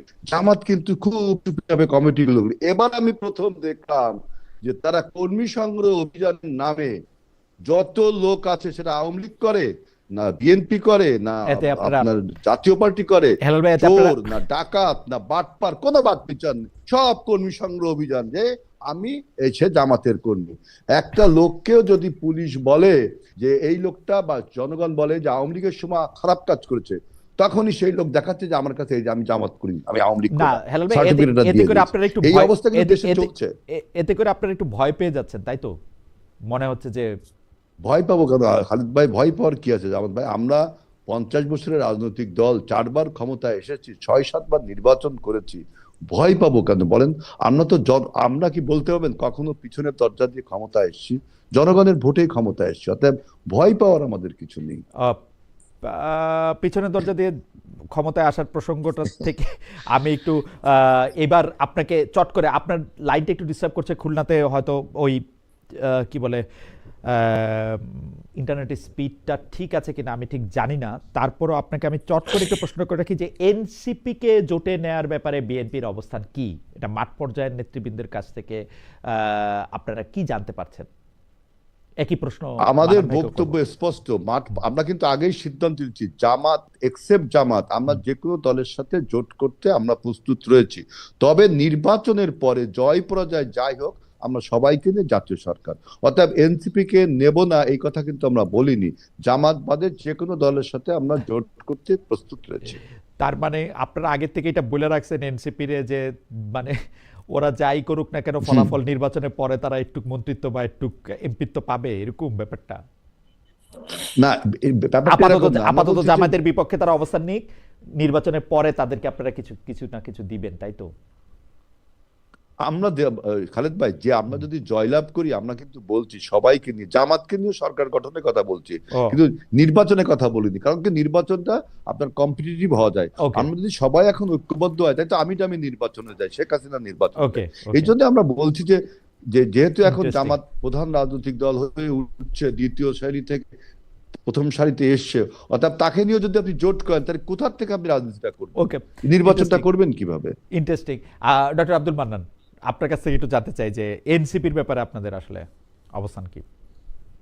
এনসিপির ব্যাপারে তো আমাদের কোনো বিরোধী অবস্থান নেই। এনসিপি ডিসিশন নেবে তারা কাদের পক্ষে যাবে।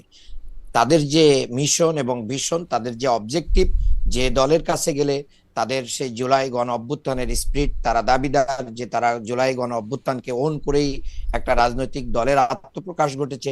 যদি সেটা বিএনপির ভিতরে যে যদি সেটা তারা ভালো পায় তাহলে অবশ্যই তারা বিএনপিতে যাবে। আর যদি মনে করে যে জামাতের কাছেই তাদের এই স্পিরিট কি হবে, ফুলফিল হবে, জামাত এটাকে ওন করে, জামাত জুলাই স্পিরিটের শহীদ আহত থেকে শুরু করে নিয়ে জুলাই সনদ বাস্তবায়নে অগ্রণী ভূমিকা পালন করে, তারা যদি জামাতের সাথে আসবে। এই ডিসিশন আমার মনে হয় যে তাদের পরেই থাকা দরকার। গণ অধিকার পরিষদের সভাপতি ও সাবেক ডাকসু ভিপি নুরুল হক নূর সম্প্রতি বলেছেন যে যারা জুলাই মিত্র দলগুলির মধ্যে সমঝোতার মাধ্যমে নির্বাচন হওয়া সম্ভব, কিন্তু এটা আমি জানি না, এটা তো আওয়ামী লীগ ছাড়া বাকি সব দলগুলিরই তাহলে সমঝোতা হওয়া প্রয়োজন। এটা নিয়ে ডক্টর মান্নান আপনি কি মনে করেন? আজিজুল বারী হেলাল ভাইয়ের কাছ থেকে একটু শুনবো।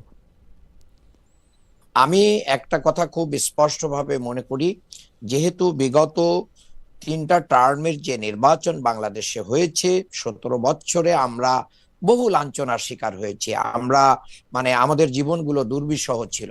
এই বাংলাদেশ স্বাধীন হবে কিনা, বাংলাদেশে আবার সুদিন কখন আসবে কিনা, এটা অনিশ্চিত ছিল। সেই বহু রক্তের বিনিময়ে আওয়ামী ফ্যাসিবাদ বিদায় হওয়ার পরে বাংলাদেশের রাজনীতির কালচার পরিবর্তন করে ঐক্যবদ্ধ বাংলাদেশ গঠনে আমাদের সব রাজনৈতিক দলকে এগিয়ে আসতে হবে। আওয়ামী লীগ সরকার আমলে হেলাল ভাই আপনি জানেন যে সব জুলাইয়ের সবগুলো মিত্র দলগুলিকে নিয়ে একটা সমঝোতার কথা বলছেন নুরুল হক নূর। এটা নিয়ে হেলাল ভাই আপনার একটা এক লাইনের বক্তব্য শুনতে চাই।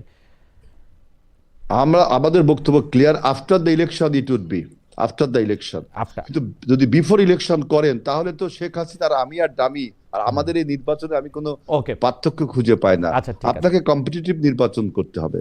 ওকে।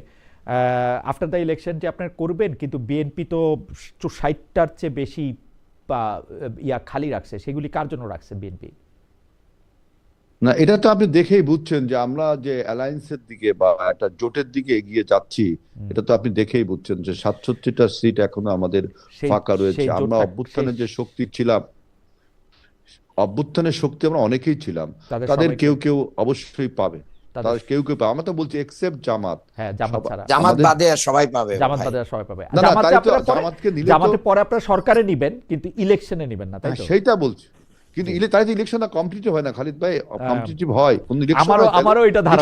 আমারও এটা ধারণা যে আপনারা জামায়াতের সাথে পরে সরকার গঠন করবেন, এটা আমারও ধারণা। দেখা যাক। না, জাতীয় সরকার যেহেতু বলছি, তা তো অবশ্যই আমরা নিব। আমার মনে হয় তাই হবে, আমারও তাই ধারণা। আচ্ছা, এই ত্রয়োদশ সংশোধনী বাতিলের রায় যে প্রকাশ হইলো সেটাতে খালিদ ভাই আমি এই পয়েন্টে ছোট্ট একটু কথা বলছি। আসলে ভাইবটা একটা এমন ভাবে হচ্ছে যে বিএনপি হচ্ছে মেজরিটি পাবে এবং সরকার গঠন করবে, সবাইকে আমন্ত্রণ জানাবে। এটা এরকম পরিবেশ বাংলাদেশে এখন নাই। যে কোনো দলই যে কোনো জোটই কি করতে পারে, উইন করতে পারে। বিএনপি তো আশাই করবে, বিএনপি তো বললো জামাতে নিয়ে সরকার করবে। জামায়াত কি করবে কিনা, বিএনপি কে নিয়ে সরকার করবে যদি জামাত সবাই করে। জামায়াত বিএনপি, আমরা দেশপ্রেমিক সকলকে নিয়েই বাংলাদেশ গঠন করবো ইনশাআল্লাহ। রাইট, বিএনপি দেশপ্রেমিক কিনা? অফকোর্স বিএনপির ভিতরে সবাই তার চাঁদাবাজি দখলবাজিতে বিশ্বাস করে না। আচ্ছা, বিএনপির মধ্যে থেকে আপনারা বাছাই করে তাদেরকে নেবেন, তাই তো? দল হিসেবে বিএনপি কেনা, এটা তো ভাইরা বুঝতেই পারবেন। ভাইরা নিজেরাও তো বিব্রত।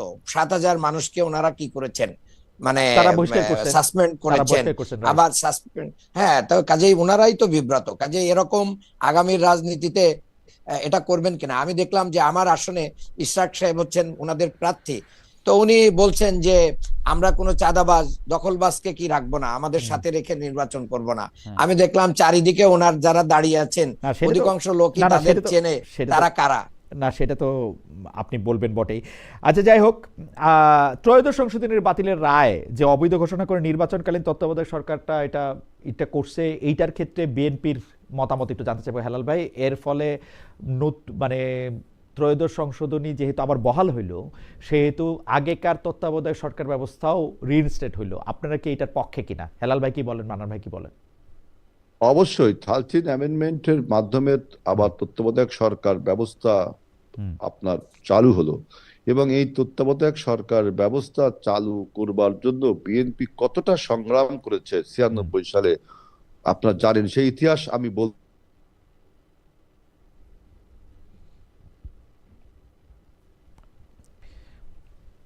96 সালে বিএনপি সংগ্রাম নিয়ে কথা বলছিলেন হেলাল ভাই। আপনি হেলাল ভাইয়ের লাইন একটু একটু বিযুক্ত হয়ে গেছে, আপনি কি একটু বলবেন কিনা তত্ত্বাবধায়ক সরকার নিয়ে ডক্টর মান্নান? আসলে হেলাল ভাই একটু হাইজ্যাক করার অবস্থায় চলে গেছেন। হেলাল ভাইদের থেকে এটা এখানে অনেক 100। সুতরাং আমি বলছি কাচের ঘরে বসে অন্যকে ঢিল দেওয়া ভালো না, এতে আওয়ামী লীগের লাভ হয়। যে ফ্যাসিস্টকে পতন করেছি, এই যে চাইল্ডিশ মার্কা অ্যাটিটিউড করলে কিন্তু রাজনীতির হেলাল ভাই আমরা হেলাল আপনাকে ভাই, কিছুক্ষণ শুনতে পাই নাই। হেলাল হেলাল ভাই ভাই, আমরা আপনাকে শুনতে পাই না, আপনি স্পেসিফিক কোনটাকে শিশু সুলভ আচরণ বলছেন আমাদের একটু বলবেন? আমরা কিছুক্ষণ আপনাকে এই শুনতে যে পাই নাই। দেখেন না, কথায় কথায় বলা হচ্ছে যে চাঁদাবাজ, সন্ত্রাসী। আমি তো দেখলাম আমার দীর্ঘ রাজনৈতিক জীবনে জামাতে ইসলামী বাংলাদেশে যে সমস্ত ক্ষেত্রে চাঁদাবাজি করেছে, এটা খুব বড় বড় একটা ব্যাংক দখল হয়ে যাচ্ছে, স্কুল দখল হয়ে যাচ্ছে, এটাকে চাঁদাবাজ না।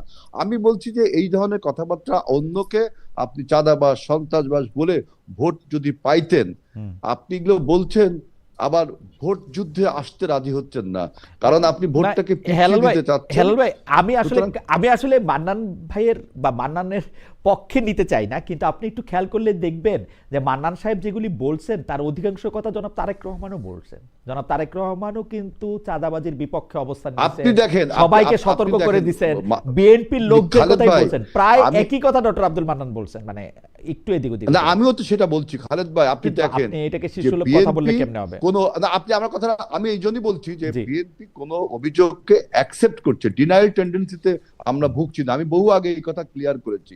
কিন্তু জামাত ইসলাম কি দুধে দুয়া তুলসী পাতা? তারা কি কখনো স্বীকারিত করছে না তারা চাঁদাবাজি করে, সন্ত্রাস স্বীকারিত করছে না?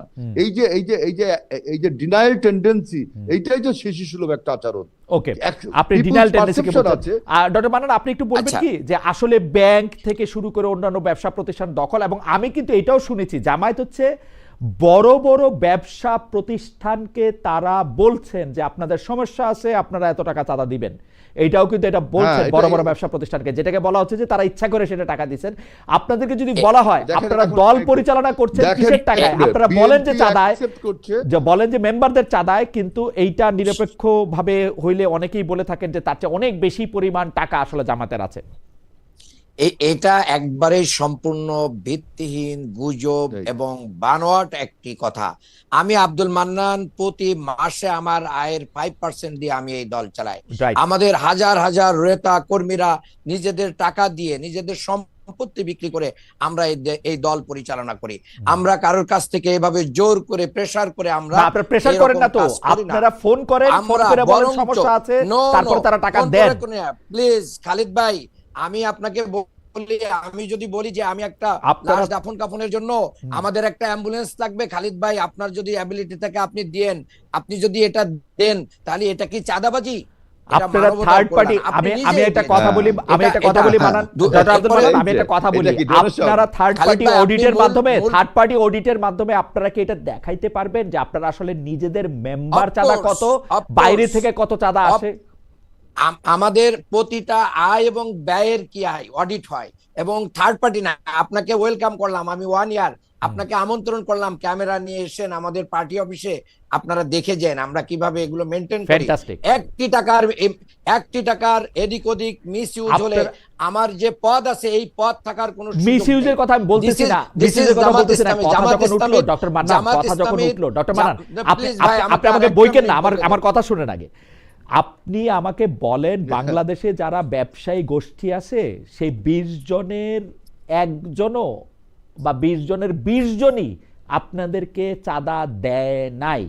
এটা কি এই জুলাই মাস থেকে আমাদেরকে এই চাঁদা অগাস্ট মাস দেয় পর্যন্ত না, কেউ চাঁদা দেয় না, কেউ আমাদেরকে চাঁদা দেয় না, দেয় নাই?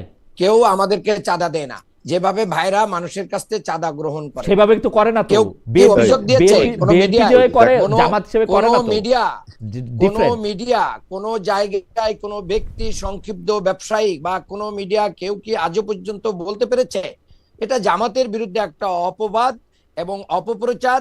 বরঞ্চ বিএনপি নিজের চাঁদাবাজি এবং লুটপাট ঠেকানোর জন্য এই কথাগুলো নতুন করে নিয়ে এসে একটা পরিবেশ তৈরি করতে চাচ্ছে। বাংলাদেশ জামাত ইসলামের 2 জন মন্ত্রী ছিলেন, তারা মন্ত্রী থাকা অবস্থায় আজও পর্যন্ত কেউ 1 টাকার দুর্নীতির সংবাদ আনতে পারেন নাই। কাজেই খালিদ ভাই, এগুলো মানে দুর্ভাগ্যজনক। আর আপনি তত্ত্বাবধায়ক সরকার সম্পর্কে জানতে চেয়েছেন, সেটা আমি এক লাইন বলতে চাই। তত্ত্বাবধায়ক সরকার বিএনপি যেভাবে হেলাল ভাই বললেন যে করুণা করেই মনে হয় দিয়ে দিয়েছে, এর জন্য আমি তখন ইন্টারমিডিয়েটের ছাত্র, খুলনাতে আমি রাজপথে লড়াই করেছি। আজকে তত্ত্বাবধায়ক সরকার ফিরে আসাতে আমার ভিতরে একটা শিহরণ তৈরি হচ্ছে যে না, আমার সেদিনের লড়াই কি হয়েছে, বাস্তবে পরিণত হয়েছে। জামাত ইসলামীর এই যে ব্রেন থেকে আসা এই তত্ত্বাবধায়ক সরকার, বাংলাদেশের জনগণ যারা দিতে চায় নাই, যারা বলেছিল পাগল ছাগল ছাড়া আর কেউ তত্ত্বাবধায়ক সরকার বোঝে না, আমার মনে হয় যে নিরপেক্ষ না, তারাও আজকে কি বলছে, আমার মনে হয় যে ডক্টর মান্নান আপনার বক্তব্য পরিষ্কার। ডক্টর মান্নান, মান্নান আপনার বক্তব্য পরিষ্কার। আমি হেলাল ভাইকে বলতে চাই, ডক্টর মান্নান কিন্তু উদাত্ত আহ্বান জানালেন, ওপেন এই টেলিভিশন উনি বললেন আমি ইচ্ছা করলে উনার ফিনান্সিয়াল নকদান বা জাবেদা বই দেখতে পারবো, কোত্থেকে আয় হইতেছে কোত্থেকে ব্যয় হইতেছে, থার্ড পার্টিও লাগবে না, যে কোনো সময় যেতে পারবো। এই কথাটা কি বিএনপির পক্ষে আসলে বলা সম্ভব কখনো? অবশ্যই। আমি তো বিএনপি তো জামাতের মতো আপনার এনজিও মার্কা সংগঠন না, বিএনপি জামাতের মতো ক্যাডার এনজিও তো খারাপও না, চাঁদাবাজ। আপনাকে রাজনৈতিক দলগুলো, রাজনৈতিক দল এবং এনজিও এক জিনিস না। রাজনৈতিক দল মানে গণসংগঠন আর ক্যাডার ভিত্তিক সংগঠন এক জিনিস না, বুঝছেন? কিন্তু আপনার বিএনপির যে সৌন্দর্য, যেটা যে আপনি একটা অভিযোগ দিচ্ছেন, সেটা আমি অ্যাকসেপ্ট করছি, করে আমি তদন্ত করছি, তদন্ত সাপেক্ষে তার বিচার করছি। কিন্তু জামাত তো প্রথমেই আপনাকে প্রত্যাখ্যান করছে, সে কিছু শুনতেই রাজি না, সে মনে হচ্ছে আকাশ থেকে ফেরেশতা নামছে। সে তো ওপেন চ্যালেঞ্জ দিচ্ছে হেলাল ভাই। মান্নান ভাই, আমি একটু বলি, সে তো ওপেন চ্যালেঞ্জ দিচ্ছে, আমি আয়েশা তারে তো পরীক্ষা করে দেখতে পারবো, তার কত টাকা ঢুকতেছে, কত টাকা কোথায় ব্যয় করতেছে, সে তো ওপেন চ্যালেঞ্জ দিতেছে। আমি বলতেছি এই কথাটা বিএনপিও বলতে পারবে কিনা। বিএনপি বলতে পারবে না কেন? বিএনপি তো আপনার আপনার নির্বাচন কমিশনে তো আমরা হিসাব জমা দিচ্ছি প্রত্যেকবারে। কিন্তু মান্নান যেভাবে বলছে, ওটা তো মনে হচ্ছে একটা আপনার ওই যে কর্পোরেট একটা কোম্পানি, মানে কর্পোরেট কালচারটা চালু করেছে। ওই জন্যই বললাম যে এনজিও মার্কা সংগঠন, রাজনীতি মানে দেশ পরিচালনার মতো একটা সংগঠন না। ইভেন এটা একটা ক্যাডার। এখন উনি যদি উনার পার্টিকে উনার আয়ের 5% দিয়ে দেন, দিয়ে উনার পার্টিটা উনি করতে চান, সেইটাকে আপনি এনজিও মার্কা সংগঠন কি আপনি বলেন? এনজিও তে কি এমন হয়? না না, সে বলছে একটা কথা যে আমরা মানুষের কাছে সাহায্য চাই, যে একটা লাশ দাফন করব, সেটা যদি কেউ দেয় তাহলে কি সেটা চাঁদাবাজি করবেন? এখন এইরকম কাজ যদি বিএনপি বলতো, বিএনপি সেটাকে আপনি চাঁদাবাজি বলতেন। কারণ আপনি নিজেই আগের থেকে একটা নিজের আপার হ্যান্ডে যাচ্ছেন। আমার মনে হয় পার্থক্যটা এই জায়গায় হেলাল ভাই, পার্থক্যটা এই জায়গায় কিছু সংখ্যক চাঁদা আছে যেটা হচ্ছে ইনস্টিটিউশনাল চাঁদাবাজি। যেমন ঢাকা শহরে ফুটপাতগুলি এখন কাদের দখলে? যেমন ধরা যাক যে ঢাকা শহরে আসলে ব্যাটারি চালিত রিক্সা চালাইতে হইলে এই মালিকের পাশাপাশি আর কাকে কত টাকা দিতে হয়। যেমন ঢাকা শহরে আসলে কোন থানায় কোন পুলিশের ওসি নিয়োগ পাবে, এইটা আসলে জামায়াত ঠিক করে নাকি বিএনপি ঠিক করে, এবং এটা আসলে চাঁদার বিনিময়ে ঠিক হয় নাকি এমনি ঠিক হয়? গাবতলী গরুর হাটটা আসলে কিভাবে পরিচালিত হয় একটু বলতে দেন। রাজনীতিতে যে সন্ত্রাসী কর্মীগুলো, যে চাঁদাবাজ কর্মীগুলো, তাদের পরিচয় তারা সন্ত্রাসী, তাদের পরিচয় তারা চাঁদাবাজ, তাদের কোনো রাজনৈতিক পরিচয় নেই। কখনো জামাতের রঙে, কখনো বিএনপির রঙে, কখনো এনসিপির রঙে এই সমস্ত দস্যুরা দস্যুতা করে থাকে। আপনি এখন যদি বলেন সবই বিএনপি, তাহলে তো আমি তারপরেও বলছি আমরা তদন্ত করে দেখছি। কিন্তু জামাত তো স্বীকারই করতে চাচ্ছে না, তাদের দলে কোনো দস্যুতা হয়ই না। মনে হচ্ছে সবাই আপনার একদম দরবেশ। এটা হয় নাকি তাই কোনোদিন? আচ্ছা ঠিক আছে, আমি একটা প্রশ্ন দর্শকদের কাছ থেকে এখন নিতে চাই। একটা প্রশ্ন না, একটা কথা, যে উনি মিজান খান উনি বলছেন যে সাহস থাকলে দুইজনকেই বলেন যে তারা বলুক যে আওয়ামী লীগের ভোট তাদের লাগবে না। আপনারা এটাতে রেসপন্ড করবেন কিনা এটা আপনাদের ইচ্ছা। হেলাল ভাই আপনি বললেও বলতে পারেন। আমার মনে হয় আমার বক্তব্য হলো যে আওয়ামী লীগ যারা সমর্থক তারা কি ভোট দিবে না? তাদের ভোটটা বন্ধ করে দেওয়া উচিত। তাদের ভোট যাতে ভোট দিবে, তাদের ভোট তো আপনি বন্ধ করতে পারবেন না। এখন আমি বলছি যে এই ভোটটাকে অ্যাট্রাক্ট করার জন্য জামাত একটা ফন্দি পাকে এঁটেছে, কর্মী সংগ্রহ অভিযানের নামে সবাইকে জামাতি। আপনি জামাতের ফন্দিটা বুঝতে পেরেছেন। ওকে, ফ্যান্টাস্টিক। আমার মনে হয় ডক্টর মান্নান আপনি এটাতে কি বলবেন? আপনি যদি 30 সেকেন্ড একটু বলেন। ভাই, আমার মনে হচ্ছে যে বিএনপি তো কোনো কর্মী সংগ্রহই করে না, সদস্য সংগ্রহ করে না। বিএনপি এমনি এমনি একটা সংগঠন চলতেছে, এটা তো প্রত্যেকটা দলের দলীয় কর্মসূচি, সে তার দাওয়াত দিবে, কর্মী সংগ্রহ করবে। কিন্তু আমার জানা মতে, আমার দেখা মতে যে পরিমাণ লোকদেরকে শেল্টার দেওয়া হচ্ছে, হুম। বিএনপির ভাইয়েরা, আল্লাহর রহমত, এদেশের মানুষ, সাধারণ মানুষকে এগুলো বিচার করতে দিতে হবে। সাধারণ মানুষ ওকে, এগুলো সাধারণ মানুষ বিচার নিশ্চয়ই করে বিচার তাদের করবে। রায় দিবে। আপনি শুধু আরেকটা কথা বলেন যে আপনারা বেশিরভাগ সময় কোনো রকম কোনো দুর্নীতি বা পদ থেকে কোনো অবস্থান বা চাঁদাবাজির এগেনস্টে আপনারা কথা বলেন, সেই কথাকে আমরা স্বাগতও জানাই।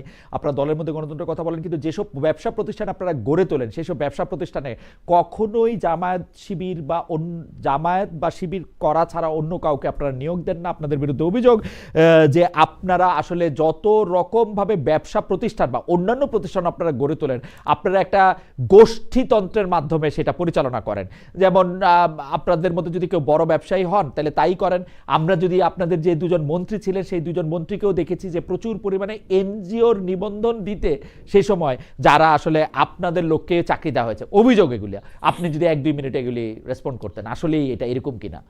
শোনেন, বাংলাদেশে জামাত ইসলামী যতগুলো প্রতিষ্ঠানের সাথে সম্পৃক্ত আছে বা জামাত সমমনা লোকেরা সম্পৃক্ত আছে, তারা বাংলাদেশের আইন কানুন নিয়ম এবং চাকরির বিধিবিধান মেনটেন করেই জনগণকে নিয়োগ দেয়। কাজেই এটা একবারেই মানে আমাদের প্রতি কি করা হচ্ছে যে না আমরা এটা দেই না। অবশ্যই খালেদ ভাইকে আমি বলতে চাই যে আপনি যখন একজনের নীতি নৈতিকতা জায়গায় যদি আপনি প্রুভ করতে পারেন যে এই লোকের চেয়ে মিস্টার আব্দুল মান্নানের চেয়ে আজিজুল বারী হেলালের নীতি নৈতিকতা বেশি, কিন্তু দুইজনের একাডেমিক যোগ্যতা সেম, পরীক্ষায় একই নাম্বার পেয়েছে, তাহলে আমি যদি আজিজুল বারী হেলাল ভাইকে আপনি যদি জব দেন, আমি কি ওই অভিযোগ দেব যে উনি দলীয় কারণে চাকরি পেয়েছেন? এটা তো হতে পারে না। এই প্রিফারেন্স স্ট্রোক আছে বলেই তো আমরা আমাদের এই জায়গায় খেয়ানতের জায়গায় আমাদের অবস্থান নাই বলে চলে। প্রায় একই ধরনের কথা শেখ হাসিনার শেষ প্রেস কনফারেন্সে শুনছিলাম কিনা, মিল লাগে একটু একটু। না না, কেন মিল লাগবে? কারণ হচ্ছে যে আপনি তো পরীক্ষার মাধ্যম দিয়ে নেন, এই নিয়োগটা তো পরীক্ষার মাধ্যমে হয়, তো পরীক্ষা ছাড়া তো আমরা কাউকে নিয়োগ দেব না। বাংলাদেশের একটা ব্যাংক পরিচালনা, একটা হাসপাতাল পরিচালনা যারা জামায়াত শিবির না করে তাদের চেয়ে যোগ্য আর কোনো কেউ আপনাদের এখানে আসে না? অফকোর্স এখানেও বহু এরকম লোক আছে যারা জামাত শিবিরের বাইরে, অনেকে চ্যালেঞ্জ করতেছে যে এর বাইরে কেউ নাই। এটা হয়তো ভাইরা হয়তো খুঁজে পান না, এখানে আসেনি না দাওয়াত দিতে, তা খুঁজে পাবেন কি করে? আচ্ছা ঠিক আছে, আমার মনে হয় যে ডক্টর আব্দুল মান্নান খুব চমৎকারভাবে বলেছেন। আমরা শেষ 1 মিনিট করে শুনতে চাই যে এই যে সামনে যে নির্বাচন আসতেছে হেলাল ভাই, সেই নির্বাচনের ক্ষেত্রে আপনি যদি 2টা পয়েন্ট আপনাকে বলতে বলা হয় যে বিএনপিকে ভোট দেওয়ার পক্ষে, সেই 2টা পয়েন্ট কি হবে? আপনি 2টা পয়েন্ট বলার পরে আমরা জামাত ইসলামের জন্য কাছ থেকে 2টা পয়েন্ট শুনবো। আজকের অনুষ্ঠান এখানে শেষ করবো যে কেন আমরা দেখেন আমাদের আমি জি হ্যাঁ, বিএনপিকে কেন ভোট দেবেন। প্রথম বক্তব্য হলো বিএনপি একটা 4বার রাজনৈতিক দেশ পরিচালনার অভিজ্ঞতা রয়েছে এবং বিএনপি বলেছে যে আমরা আমাদের অর্থনীতিকে $1 ট্রিলিয়ন আগামী 1 বছরের মধ্যে নিব। আমরা বলেছি যে আমরা 1 কোটি লোকের কর্মসংস্থান করব। আমরা বলেছি অসহায় পরিবারের আমরা পারিবারিক কার্ড দিব। আমরা বলেছি কৃষকের পরিবারের জন্য কৃষি কার্ড দিব। আমরা বলেছি সবাইকে জাতীয় সরকার গঠন করব। অর্থাৎ আমরা একটা জাতীয় ঐক্যের কথা বলছি। এই সময় জাতীয় ঐক্যটা খুবই প্রয়োজন। আপনাকে অনেক ধন্যবাদ। আমি ডক্টর আব্দুল মান্নান আপনার কাছ থেকে শুনতে চাইবো 1-2 মিনিট। 1 মিনিট। জি, থ্যাংক ইউ। আমি সংক্ষেপেই বলতে চাই। 1 নম্বর হচ্ছে এদেশের সবচেয়ে বড় ক্যান্সারের নাম হচ্ছে দুর্নীতি। আমরা দুর্নীতি মুক্ত একটা বাংলাদেশ গড়ে তুলবো ইনশাআল্লাহ। আমরা সন্ত্রাস মুক্ত, তারপরে মাদক মুক্ত একটা বাংলাদেশ গড়ে তুলবো।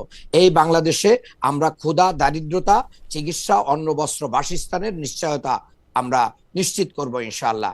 বাংলাদেশ জামাত ইসলামী এটা যে পারবে তার প্রমাণ এখন জনগণ পেয়ে যাচ্ছে। তারা বাংলাদেশ জামাত ইসলামের আদর্শিক যেই অবস্থান এটা তাদের কাছে স্পষ্ট। আদর্শিক কারণে বাংলাদেশের জনগণ জেনজি জামাত ইসলামীকেই আগামী বাংলাদেশে ভোট দিয়ে বিজয় করবে ইনশাআল্লাহ। আপনাকে অনেক ধন্যবাদ ডক্টর আব্দুল মান্নান।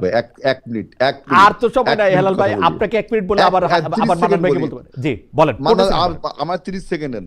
আমার এই মান্নানের কথা শুনে আপনার কুসুম কুমারী দাসের আদর্শ ছেলে কবিতার কথা মনে হয়ে যাচ্ছে যে আমাদের দেশে সেই ছেলে কবে হবে।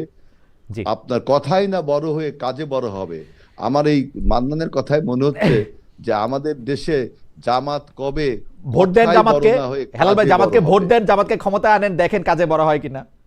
ভোট না পেয়ে যে জামাতকে ভোট পরিমাণ দিতে বলেন সবাইকে, আপনি দেখেন সবাইকে জামাতকে ভোট দিতে 2001 বলেন, সালে- দেখা যাক জামাত 2001 বড় সালের ছেলে হয় কিনা। সরকারকে 2001 সালের খালেদ সরকারকে ভাই, আচ্ছা আচ্ছা আচ্ছা, 2000 একটু শুনে নেই, হেলাল ভাই 2000 মুরব্বী মানুষ, হেলাল ভাই শেষ করুক। জি। জি জি জি জি 2001 সালের সরকারকে অনেকে বলে যে দুর্নীতি নাকি চ্যাম্পিয়ন হয়েছে। ও। আমি যদিও স্বীকার করি আচ্ছা আচ্ছা না, বুঝছি বুঝছি, কিন্তু আবার ওই আবার সরকারে আরেকদিন হেলাল ভাই- জামাতের দুইজন ছিল না।